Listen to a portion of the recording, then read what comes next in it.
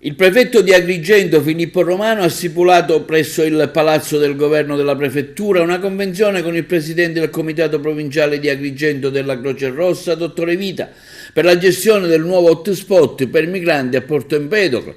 La convenzione ha una durata di 6 mesi e prevede che il Comitato Provinciale della Croce Rossa si occupi della gestione dei servizi di accoglienza, assistenza e integrazione dei migranti presso l'hotspot di Porto Empedocle. In particolare la Croce Rossa si dovrà occupare dell'accoglienza, della prima accoglienza dei migranti, dell'assistenza sanitaria e sociale, orientamento e inserimento sociale, formazione linguistica e culturale, attività di sensibilizzazione e di informazione. Alla firma della convenzione erano presenti il viceprefetto dottor Massimo Signorelli, il dirigente dell'area immigrazione Gabriele Barbaro e il vicecapo di gabinetto Fabio Magnano.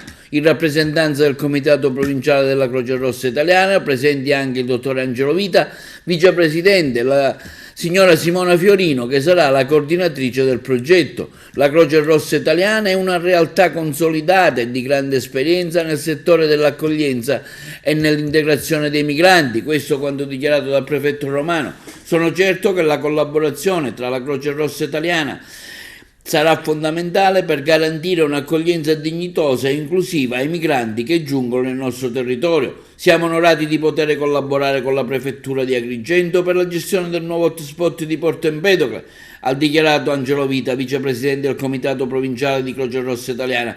La nostra associazione è impegnata da sempre in favore dei più vulnerabili e l'accoglienza dei migranti è una delle nostre priorità.